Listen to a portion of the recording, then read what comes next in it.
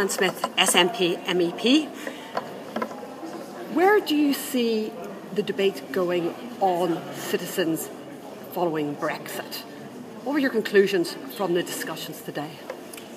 I'm not sure there was many conclusions to be had today, but it was a good ventilation of the issues. It was powerful first-hand testimony. There was expert witness as well about the implications. And I think we need to change the weather on this. There's emails that I'm getting every day of the week that would break your heart.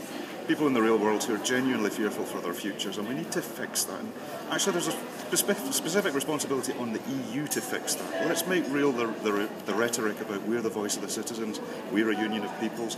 Let's step up and do that. The EU could, as an act of unconditional unilateral generosity, guarantee the rights of UK nationals in EU member states of the 27. That would change the game. That would put, I believe, real pressure on Theresa May to change the opinion of the UK government on this sort of stuff.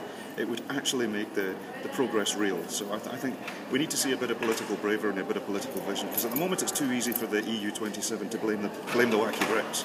We need to see some real progress on this, and I think we need to step up. We need to be the big guys. Don't you think they're entitled to blame the wacky Brits? They have chosen to leave of their own volition?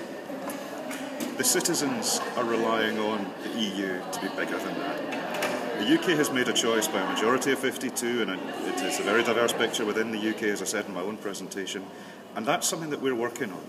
But I think the EU is not a passive bystander in this business. The EU actually holds all the cards.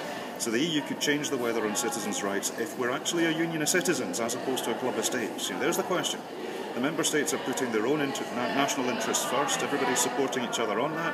Where's the rights of the EU citizens? Where's the rights of the citizens who are working across borders, who can actually do this? It would be a big ask. It's a big act of generosity. Maybe it's politically unlikely as well. But I don't think this is just an intergovernmental thing. I think the voice of the citizen needs to be heard much more loudly than it has been. Today, there were no Conservative MEPs in the debate. Were you surprised not to see your colleagues from the ECR group? There we are, monkey see, monkey do. I think it's a great regret that they've not engaged. I think it's a great regret that they didn't take the opportunity to avail themselves of the information that was here today. They're in charge of this now. They've claimed it. They're all born-again Brexiteers. They're all saying, we need to make a success of Brexit. Aye, okay, lads, tell us how. And they don't even turn up to the meeting. So we had a couple of daft presentations from some of the UKIP members, but they're not the issue anymore. It's the Conservatives that need to actually be clear on this, and it really is telling that Theresa May as Home Secretary, she was the one who changed the UK's immigration and nationality policy very much for the worse, and we're seeing that continued. The reason why the UK hasn't moved on this is because people are being used as bargaining chips. That's not good enough, and it's not good enough for the EU to just say, well, we'll do the same.